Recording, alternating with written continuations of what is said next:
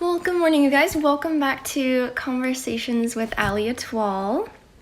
I have a very special guest for us today. It's the lovely Miss Ashley Ellis, who's a principal dancer at Boston Ballet. She should be on here any minute. Hi. Good morning, Ashley. Thank you so morning. much for being part of this today, and it's nice to be able to meet you. Yeah. Well, thank you again. I wanted to say thank you for being part of Conversations with Allieetoile, and I was beyond thrilled to when you replied to my message. I was like, oh my goodness, this is crazy. One of my biggest idols. My pleasure to be here. Speaking to me. How are you? I'm good, thank you. I think it goes without saying, most of everyone on here is going to know who you are. But for those who are maybe joining us now or continuing to join, and if you don't, I want to give Ashley the floor to talk about, of course, herself and to let you guys know, who she is, where she's dancing. Sorry, I'm going to turn my phone on silent. Well, yeah, I'm a principal dancer with Boston Ballet, and I don't know how much history you want to know. I'm from California originally. And I started my career dancing with ABT Studio Company and ABT for a couple of years. And then I went on to dance with Angel Correa in Spain for a few years. Then I danced for 1 year in Sarasota, and then I came to Boston. So jumped around a little bit.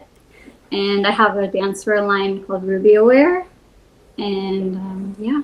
Which I love. I know so many people who love it as well. It's such an amazing product line, and again, it's so refreshing and so inspiring to see successful dancers as yourself being able to tap into other creative outlets and allow themselves to be multifaceted individuals, which I think is something that dancers oftentimes, it's like, oh, you dance, that's it, okay. And a lot. Well, I mean, I don't know if that's it, because it takes a lot of you, but yeah, it's really sorry to interrupt you, but so it's really interesting to be learning something new and kind of have another outlet on the side.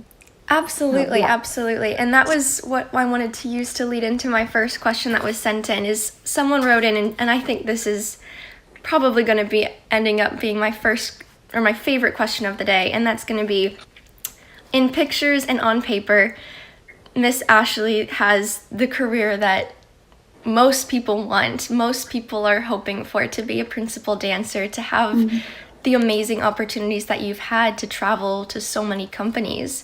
What advice can you give about not only the physical preparation that you've had to, the journey that you've had to go on to be part of this, but how has that affected you mentally, and how has your outlook changed as you've made these different career changes to the ballet world?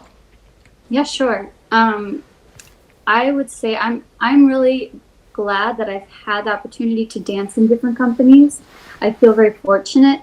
It was, I would say, the hardest transition to make was the first one, because I feel like, especially when you're younger, everything is so unknown. And for me, that decision was to leave ABT, which is like a secure contract and a really amazing place to be. So it felt really risky. Yeah. And also I was going from that to a company that was starting from scratch. So it was a lot unknown, but I was really ready. I guess my advice, I would say, do what feels right. If you feel like you're kind of stuck somewhere and not progressing how you want to be progressing, and that can mean a lot of different things. If it's your dancing, or like if you're not getting opportunities that you feel that you're not feeling fulfilled, then have an open mind and explore, because there's so much out there. There's so many wonderful companies, and big company, small company, like there's just so much for you, and I feel like most companies have a really nice mixed rep now, so there's just a lot to be had. So I guess that's what I would say.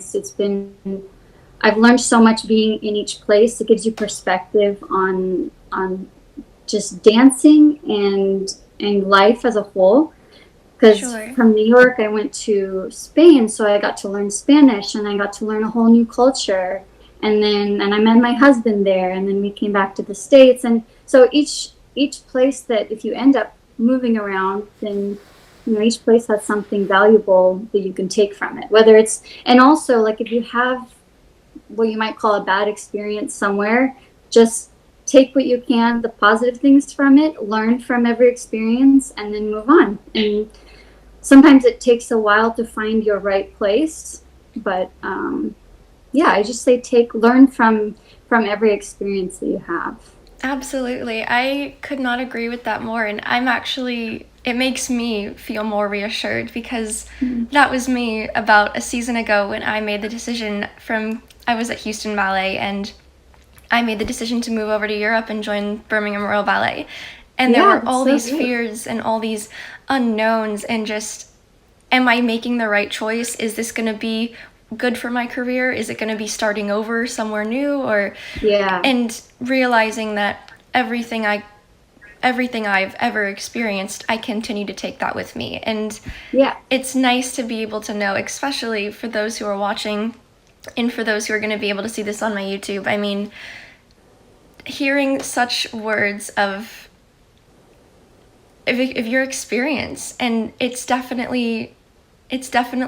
puts my mind at ease. I'm sure it will for others to hear someone in your position, someone who's had the experiences you've had, to know that this is a natural progression within our career. Yeah, and it is scary, especially to take that big move. Like you can relate to that. And going from Houston Ballet, which is a really, stable company. It's scary. But congratulations on Birmingham Royal. That's really Thank you so much, Ashley. I so appreciate it. It means the world to me. I have a good friend he just retired, I think, Ian McKay. Yes. He's with my husband and I, we danced with him for a little bit in Spain, and we love him so much, him and his wife, Sylvia. That's amazing. Yeah, his name is definitely one that we hear quite a bit over in the studios and in rehearsals. So it's amazing. The BRB family is very, whether you're past, present, or future, I mean, everyone it's a tight-knit circle over there. So it's very inspiring. That's so nice. And I would say that's a good sign to kind of like company culture, no? If absolutely. Past, present, that everybody's still kind of tight-knit. It's really nice. Definitely. And so this is a very interesting question, I think, that was sent in. And someone was asking, company culture is something that you don't really know until you get there. How can you figure out what company or what school is right for you? Is it, should we be looking at the rep that we want to dance? Should we be looking at the way we were trained? Or how do you know kind of what's a good fit for you? Or how can you decide this is what I think I'm going to be most successful at? Yeah, I think there's a lot of factors in there to really, you can't know 100% until you really go and you put yourself in that environment. But definitely look at the rep, see if it's things that you want to dance, because I mean, I guess when it's your first company and you don't have any professional experience yet, it's hard to know that. But in that case, go with the dancers. I don't know. Usually when you're in school, you were kind of like following one company maybe more than another. So whatever you're more drawn to, then try that. For example, like if you are coming from SAB, then you're probably going to be more interested in joining a more balancing-based company. But that's not to say that you have to, Yeah, absolutely. Do what inspires you. But then again, the reverse can be said too. Like it might not be the right fit if you don't want to dance an all one rep of one choreographer. Then go with something that's more versatile, more mixed. But and then if you know anybody that's in the company, you can reach out. Now with social media, it's so easy to kind of, if you don't know people that well, but you can connect. Yeah, no, absolutely. Especially at a time like this where we have the time and we have the resources, and this is as good a time as any to be able to make those connections and reach out and get in touch with people. So I am just smiling ear to ear. Like, I'm like, oh my gosh, this is a Yeah, it's real so fun episode that, that's you know, happening. we can, yeah, it's great. And I will say too that another part of not knowing until you get there is that I would say personality has a lot to play too in how you connect with the company as a whole or the staff, and how that all goes into play too. Yeah. Yeah, and I would say when you go into a new company, especially when you're young, go in with an open mind and show your interest. You don't have to be crazy, but show your interest, and that you're there to really be there and invest in the company, so they want to invest in you as well. Absolutely. No, I think that's an amazing piece of advice for so many people to be able to hear. And it's funny that you touched on personality, because that kind of leads into the next thing I wanted to ask you is you are a principal dancer, you are a new mother, you have an amazing company, Rubio Wear. How do you find the time for all of it? Because we know that ballet is more than just the 9 to 5. Because what we do at home is definitely what prepares us or what doesn't prepare us for tomorrow. You know, it's a bit of a lifestyle type thing, and you being able to manage and be on top of all of that and be successful is no easy feat. Yeah, it's a lot I have on my plate.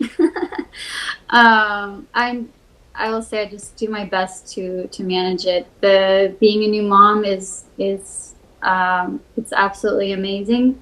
But it's another factor that I just have to work kind of on day to day, balance it and figure out scheduling and all of that thing. And then I've definitely brought on more help with the Rubio Wear side so that things don't get left behind. And then just to make sure that I have it's more like even the headspace to go into work and then really be able to focus. And then when I come home, I really get to spend time with my little boy. And so I find that sometimes just it's managing headspace a lot of the time, making sure you're able to let go of some things so that you don't get over stressed out if there's too much happening and you're thinking about too many things. So just making sure it's organized, you have enough help. Like for the baby, I have to, some days get more babysitter time, or my husband has to chip in more. And but yeah, it's giving yourself the time to or giving myself the time to really focus on each thing when it needs it. Definitely. And it's similarly related. At some point in your career, I think it goes without saying, at some point in everyone's career, there's times where we're not able to be on stage, whether it's injury related or having a new baby. And we're at a time right now where obviously we're unable to be on stage, but it's not really ourselves to blame. We're not, I'm going out on a limb and saying we're not all injured right now. We're not all having babies, but this is something that we don't have control over. And a lot of people are writing in and wondering, ballet is already such a short career. I know. What does it mean to be able to be losing this time? Are we losing time, or is this just a time for more personal growth or artistic innovation where we can really think about, what are we going to be when we're back on stage again? Yeah, I think it's whatever you want it to be, which is in a way kind of cool. If you are really needing time to find almost a break in your life, because sometimes you need that too, or just time to really watch videos and get inspired or connect with people, how you're doing. I think it's really what you want it to be. And I think if you utilize the time as best you can and in a positive way, then it can be a blessing in disguise. Not entirely, but you can find the ways that it can Absolutely. be positive, Absolutely. It's a crazy time. Interestingly, someone has wrote in, I love ballet and I want to do this every day, and I'm trying my best to do an at-home bar, and in the current conditions that we're in, as much as you can do to keep yourself safe and healthy. But the motivational factor is not there anymore. I don't know how to get it back. And so for me, when I first read this question, the first thing I realized that popped into my mind is I take for granted sometimes just how much it means to me to have someone next to me at bar, or to be in the first or second group and center and be able to watch my colleagues. Totally. It's definitely, I mean, I'd like to say I'm a self-motivator, but also it makes me that much more motivated when I see my amazing colleagues doing this all as well. Together taking class. Totally. Oh my gosh. I mean, I hear you completely on that. But I think that you've seen so many people, right, doing Zoom classes and Instagram Live. I mean, Instagram Live, I feel like it's harder to have that feeling, but in these Zoom ones where you have the video of each person, right? I feel like that's probably the closest thing that we can get to right now. But how amazing that we even have that. Because can you imagine having this time as a dancer, struggling with motivation and struggling with being able to move and do all that you need to do and not being able to connect with people through social media and things? Because this, I mean, I think this makes it so much easier in a way, because you can still connect on some level. Be involved, yeah, of course. Be involved, yeah. And what would you say, especially, I mean, aside from the way the world is right now with coronavirus, where would you say that you draw your strength and inspiration from? Like, what are the big motivating factors for you to be successful on stage and off? The dancers around me are a big one. Doing new things, I'm always motivated by getting to explore a new role, especially something that you can really feel like emotionally invested in. Because I always find that performing something like that where you really feel emotionally connected, it's such an outlet. It's kind of like on a different level, and it's that like true escape, right? Definitely. People talk about performing as like an escape from the reality and all of that, and so that's super motivating to me, because just either watching other dancers do that, either for me at Boston Ballet or seeing videos of other people. I love watching videos of dancers that inspire me on YouTube. And like, for example, if I am doing a new role, then watching different interpretations of it, and like you're more moved maybe by one more than the other. So really watching and taking bits that you can try to apply to yourself. So it's that cycle, right, of just trying to get better, but like just expand with artistry, and then of course being in the studio every day, expanding on your technical abilities and your strength, and that of course leads into the artistry because there's more ease in what you're doing, having the control, Absolutely. No, I think that's wonderful. And it's so fascinating for me because, and I've been overwhelmed with the amount of comments and questions that people have been sending in, and the common theme seems to be, regardless of the level, regardless of the skill set, it's this overall fear of the unknown.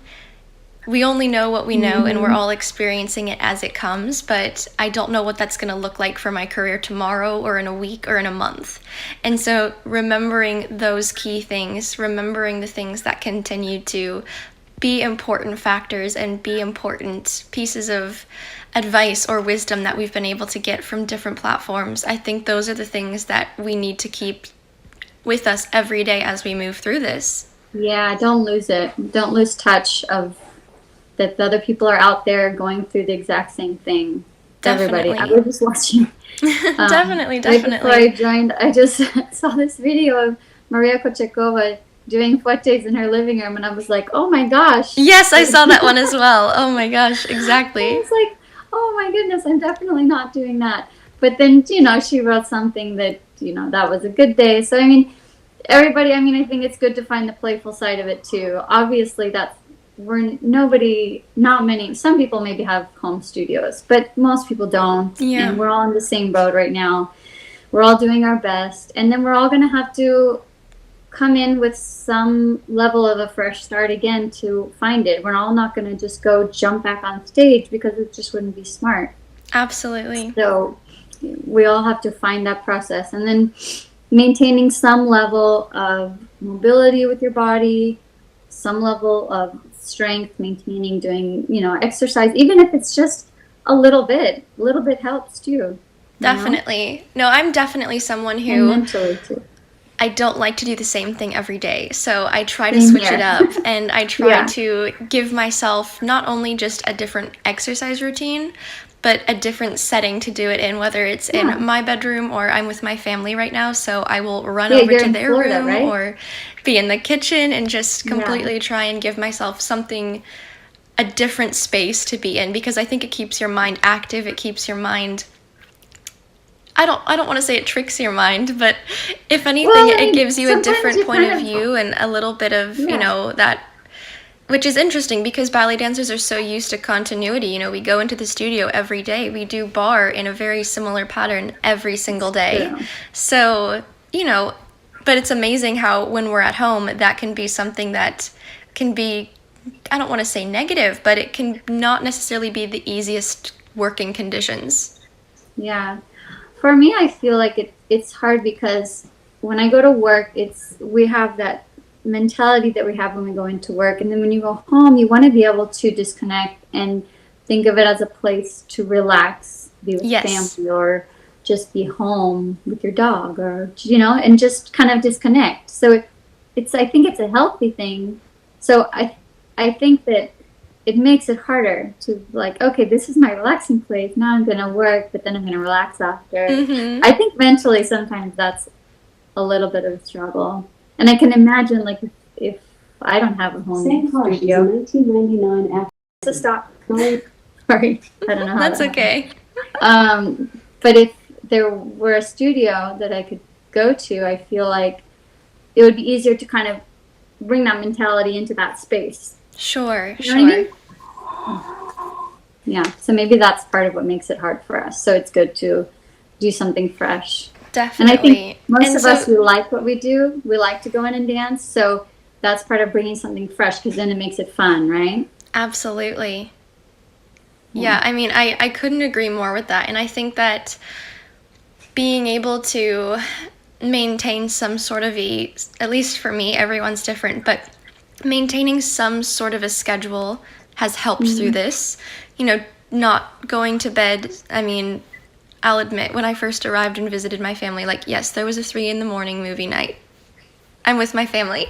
But since then, it's, waking up at a decent hour, getting yourself dressed, putting your hair into some sort of a bun, whatever, French twist, and doing something, and then moving on through your day and being productive after that. And I think that regardless if it's just a bar that you're doing on the kitchen counter or taking your dogs for a walk, like setting at least one intention or at least 2 intentions for, I'm going to do this and I'm going to do this today.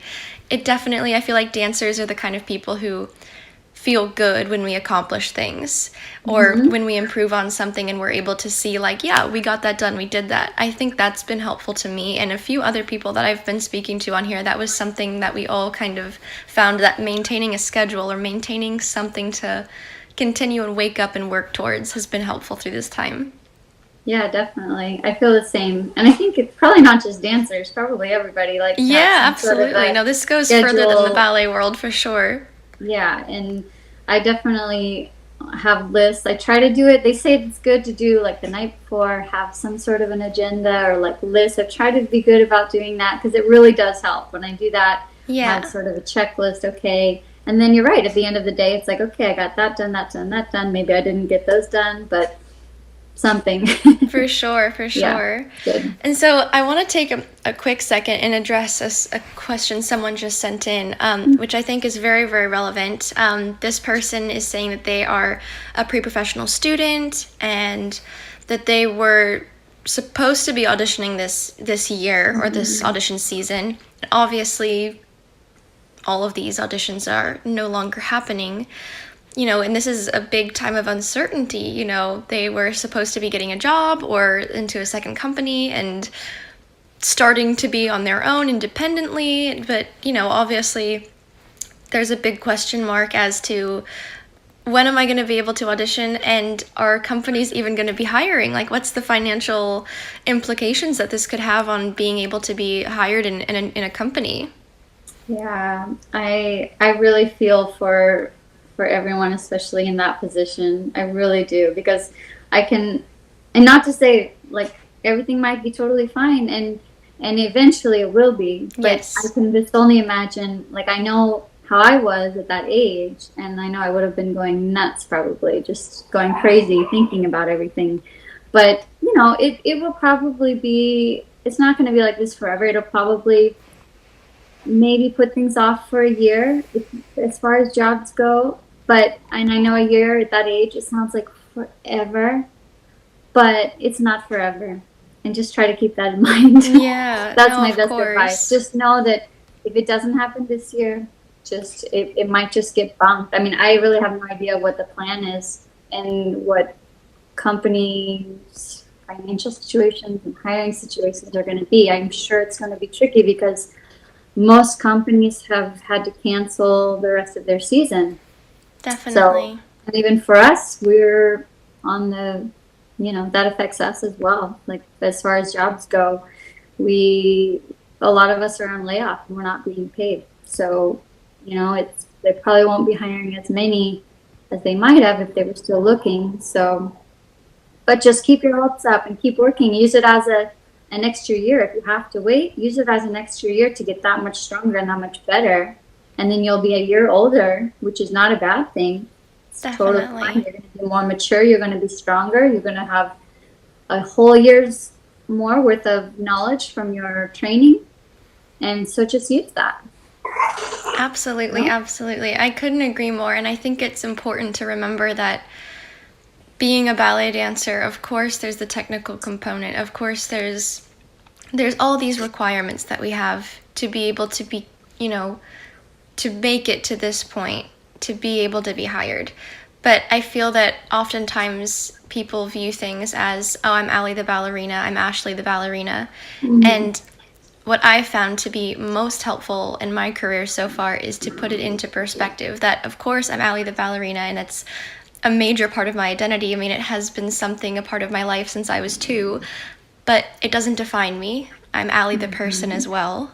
And this is a time where, because I'm not able to be that version of myself on stage, I'm able to be a different version of myself. And what does that look like? What does that consist of, you know, and what would I like it to consist of? And I think this is a great time, like you had just mentioned, continue training and you will only continue to grow. But I think this is a point in time where we can all grow more as people and as individuals and tap into those, Such a good point. whether it's other artistic outlets or educational platforms. I mean, I think it's an amazing thing, and you have very successfully done so with Rubio Wear.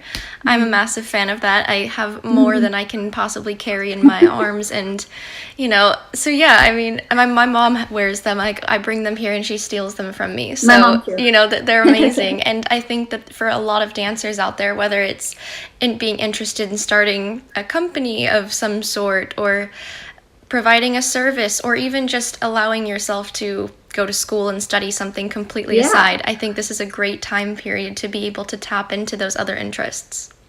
Yeah, I think that's such good advice. It's so good. And it's, not starting a company or this or that, like just learning, just learn something new, because you'll be able to pull from that at any point in your life, any kind of experience, exploring new things.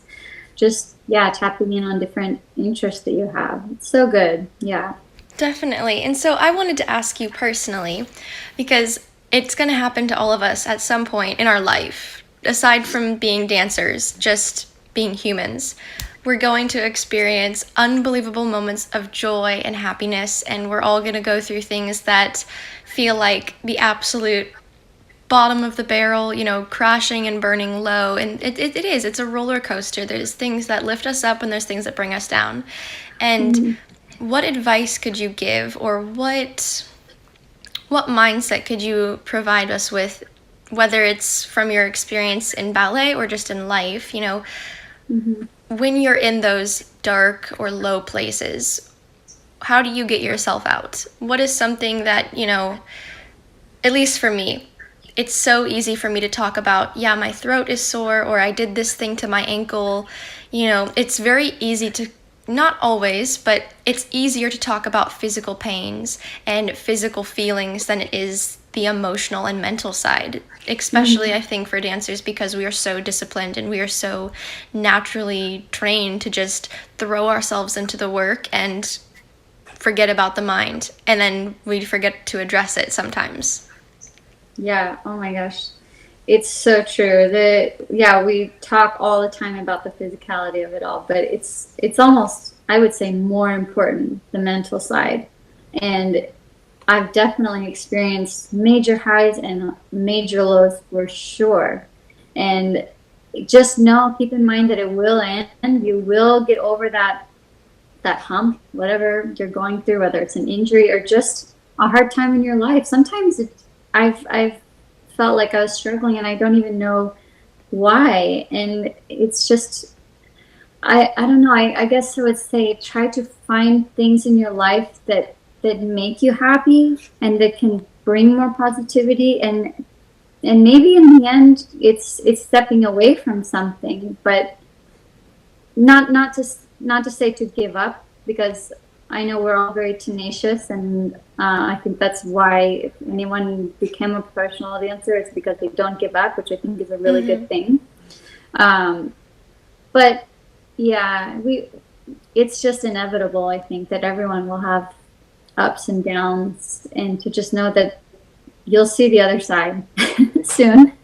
But for me, it helps to keep moving, because like if I, sit around for a day off or sit around totally don't do anything, then I actually find myself much more down and when you are down and you kind of don't want to do anything, but make yourself do something, whether it's be active or just kind of like learning something, activating your brain, or do something that activates your emotions, something that inspires you, and then it'll like click your brain on, and then use that, go with it. Yeah. Absolutely. And so someone just wrote in, and I think this is a really amazing add-in to what we were just mentioning. There are some, and it's different person to person, it's different company to company, but there are some dancers who don't necessarily have the level of comfort, or don't necessarily feel, I guess they don't necessarily feel comfortable being able to talk to their superiors, whether it's ballet masters or artistic directors or even just a teacher, because no one wants to say, yeah, I'm injured, or yeah, I'm hurting and I can't do this today. It is a very uncomfortable situation, but why do you think it is so, I don't want to say normalized, but why do you think it's so common for dancers to want to, and I don't know if I want to say professionals, but definitely students, because I was always the type who, I didn't want to have anything wrong with me ever. I just wanted to be perfect and keep going and not let any injury or anything stop me. Yeah. And so I feel for those young students, girls, boys, who are in a position and they're like, oh, I'm not feeling 100%, but I don't want to disappoint. I think that it comes from being disappointing to someone saying that, yeah, I'm not okay today.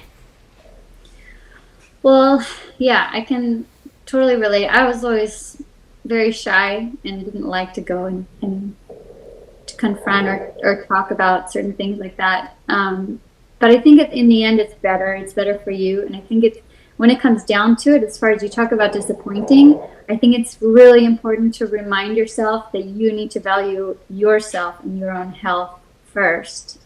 And it doesn't mean it's not selfish, it's not lazy, but it's just the smart thing to do. And you have to love yourself, you have to be smart and find your confidence. And part of that is just going and communicating. And I would say that probably most of the time, of course, like you said, it depends on who you're working with. Yeah. But I would say most of the time, if you approach it the right way and you approach it almost like a conversation and say, okay, this is what's happening, then the teacher will respect that and let you modify things how you need to do, because it doesn't help to push and then get more injured. But you can always approach it, say, this is wrong. I'm going to do the most that I can. And then the teacher will see that. They'll see that you're doing as much as you can. But when it starts to hurt as much as, you push your limits, but when you shouldn't push it more, then they will see that and you say, okay. I mean, I would say in most cases, that's what you'd be dealing with. Of course, absolutely. No, I agree as well. And I think that while the dynamic changes from having a teacher when you're a student to being in a company with ballet masters and your artistic director, I do think it's important to remember and it's important to keep in mind that these people, whoever they are in your lives, want the best for you and they want to see you succeed in all capacities, and I think that, of course, while you don't want to disappoint and while you want to be able to give 100% of the time, it's important to remember that not every day is, this is a career where things don't happen tomorrow. Things happen over years, and it's not about the end result. It's your journey along the way to getting there, because that's what makes you. And I'm living that right now. I just turned 22 back in November, and I'm still at the baby part of my career. I have years ahead of me, hopefully, and health willing, but being able to come to that realization at this age, because I'll tell you, 17-year-old Allie, when I joined Houston Ballet, was just, I'm going to be a ballet machine and nothing's going to stop me. And the mentality was just so naive. And I've learned, okay, this is just take a deep breath. This is part of the process. And there's going to be some really great things and there's going to be some really not great things. But that's going to help shape your career, and that's going to help shape you as a person and allow you to become the best version of yourself on stage and off. Yeah, totally. I mean, it's interesting, right? Especially in those first few years, how much you see yourself change, right? Absolutely. And then it still happens progressively over the years. And then by the end, you're going to use all that work on the technique and all that stuff. You won't even think about it, but you'll be using that hard work. And then you'll just be able to kind of, it's never easy. No, I mean, I think that's it's so relevant and it's so important to be able to, and I think this kind of ties into the next question, but I think it's important to normalize talking about mental well-being and mental health in dancers, because this is not easy. Life isn't easy.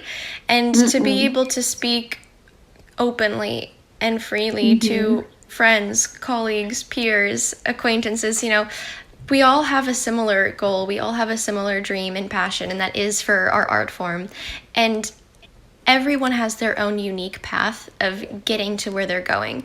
And along that path, you're going to come across various different life experiences, and being able to share that, I think, is probably our greatest asset, is being able to talk about, this is what I've lived through, this is what so-and-so's lived through, and being able to not only educate each other, but be figures of support for each other, because, chances are something that you've experienced is something that I'm going to experience at some point if as I'm progressing in my career. And of course, there's things that you're able to pass along to other dancers and be able to share your wisdom. And I think that's definitely something that I don't want to say gets totally forgotten, but opening those conversations isn't always as easy as what I think they should be.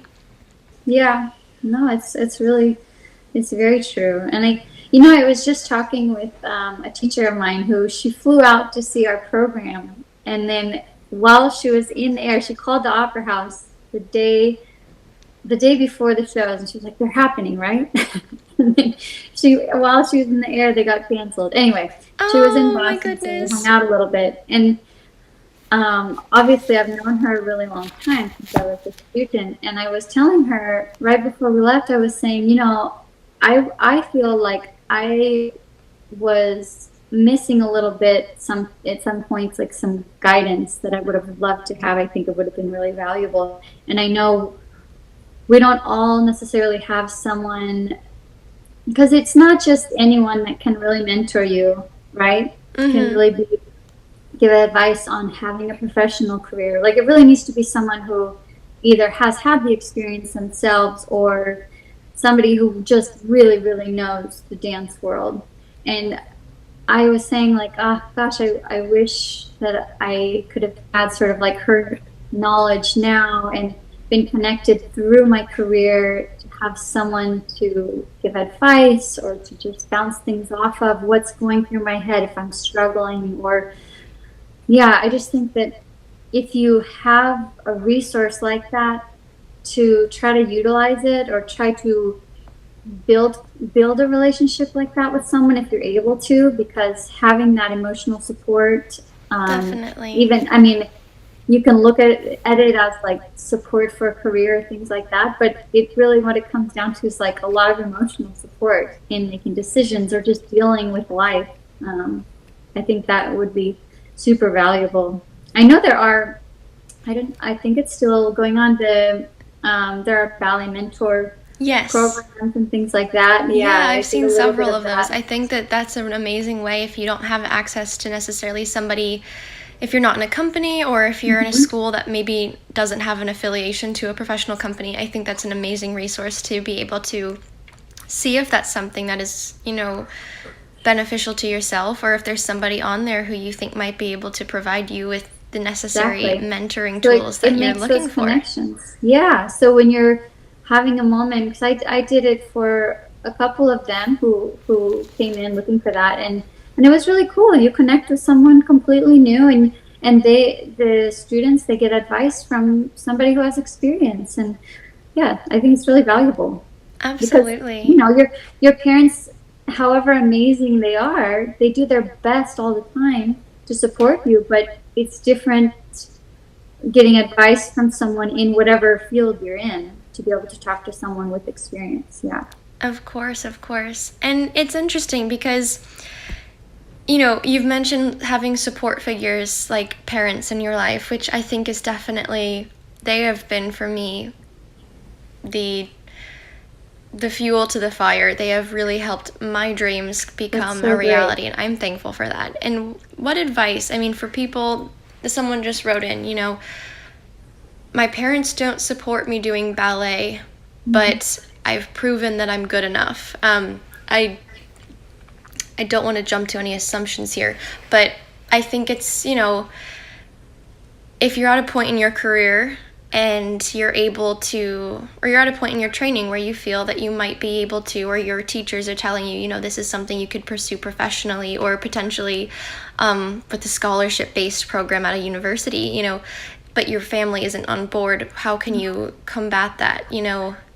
I personally didn't live in that situation, so I'm blessed that my parents were on board, but I think that definitely talking and communication, whether or not they think ballet is the greatest career on the planet, or they think that maybe it's just going to be a passing hobby, that's up to them. But I think that it's important to vocalize that you're passionate about something, and that ballet is not only just an art form. I think that there are so many things that you can take away from your experience in training that are going to help you be prepared and that are going to help you excel in other career platforms. So I think it's just important to talk about, this isn't just a final destination. This is something that can lead me to many other avenues if I want to. Yeah, definitely. It definitely teaches discipline and hard work, and that those are skills you can utilize throughout your life. I fortunately was in the same boat that you're in. My parents were really supportive, and I'm so grateful for it. I can't imagine having to fight that, because I feel like it's hard enough as it is. But I would say, again, like, communicate with them, and maybe if they're questioning it really a lot, then bring in your teachers that if you really believe that they believe in you and they support, maybe they can explain to your parents your talent and what the future might hold. If you do go professionally into a job, then what that lifestyle might be like. And Absolutely. just to explain that to them, because, especially in America, like, people are not necessarily educated on the fact that ballet dancers can have that as a full-time job. I remember, maybe now people with social media and movies and things, like, they have some of an idea, but I still don't think that the average person really understands the It's lifestyle. funny So, that you mentioned that too, because definitely the climate, since I've moved over to Europe, I've noticed a huge difference. You know, if I was walking on the street here, you know, oh, I'm a ballet dancer. Oh, you dance on your toes in a tutu. That's how cool. cute. Yeah. And then over there, it's like, oh my gosh, you know, that was our family ritual. We went to the ballet every weekend or a couple times a month. Like we grew up going to the Nutcracker. That was the family tradition. Yeah, it's so more like the arts are intertwined into so the culture. differently viewed, and I think I don't want to say that the access is easier over there, but I definitely think that there's more of an awareness, and I think that that's something that I would love to see change here. I would love for people to be not necessarily, you know, ballet fans. I get it. It's not for everybody, but that's totally fine. But I think that it's important to be respectful of what we do and be able to appreciate the people who have spent their lives working towards this. Well, you see now, kind of like what was it, one of the first things we were talking about, how you're experiencing that. You're getting to see this whole nother, like, appreciation for it, and what a wonderful thing, no? To be able to see that. Definitely. It's been, especially, I mean, I'm only speaking on behalf of myself, but the longer that I've been in this ballet world, the more you learn. It goes without saying. But the longer that I've been in different company environments, now I've had the pleasure of being in 2 amazing companies.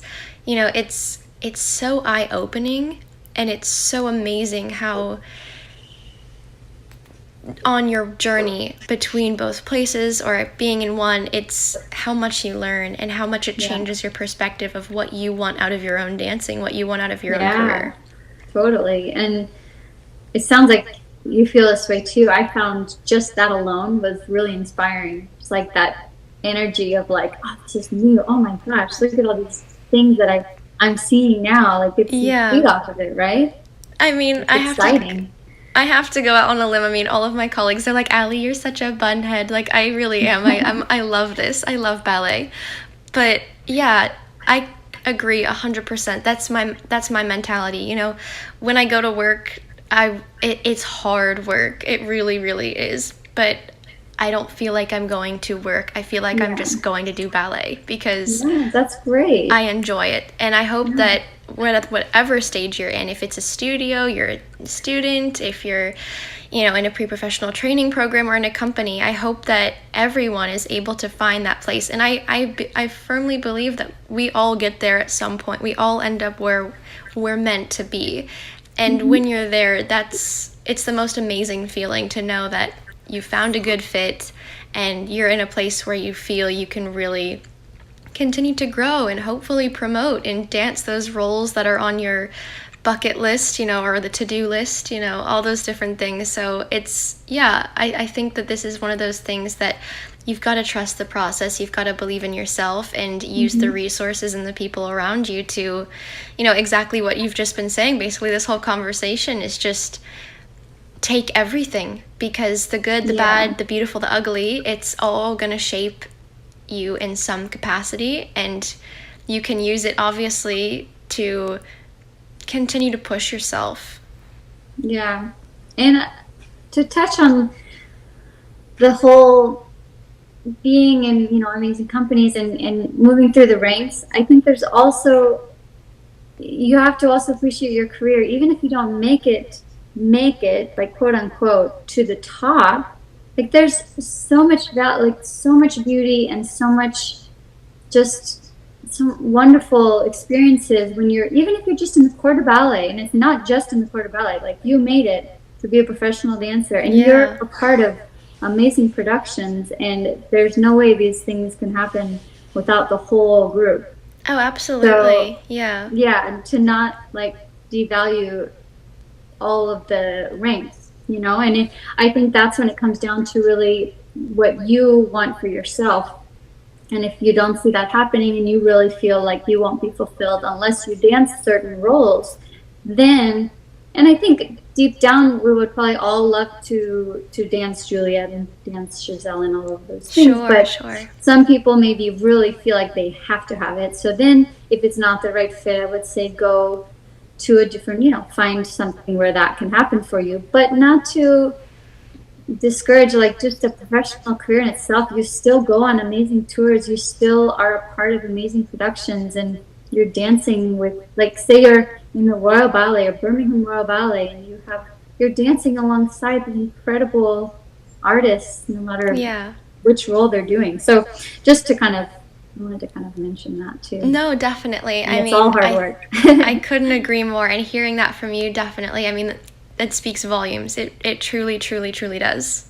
So I know at ABT, I was in the Corps de Ballet the whole time, but oh my gosh, I learned so much, even just from watching the principal dancers. Like, okay, that's what I want to, that's my, like, standard. It's very high. Like, I want to dance like that. And then being a part of the Corps, it was just, you feel the group, and you feel still like you're such a part of it, part of the production, and yeah, you can still get incredibly invested in it. There's so much to learn, and to be able to be part of something bigger than yourself, and to be able to make magic with your colleagues and do what we do it's no easy feat, and it's just an honor to be able to hear your point of view from all this, because I know that there's a lot of dancers out there in various different places in their lives and in their careers who needed that. So I want to thank you so much for being part of this conversation today, Ashley. It's been for having me. An absolute pleasure, not only to meet you, to be able to get your thoughts and hopefully be able to share this and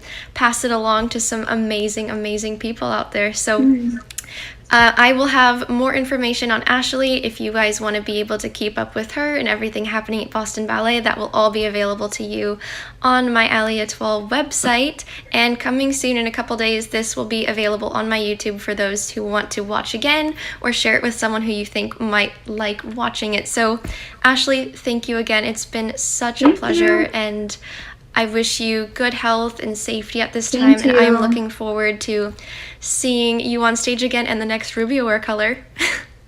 Coming soon, spring. Yay! Alrighty, you take care. Thank you so much. Enjoy Florida with your family. Thank you. All right, bye.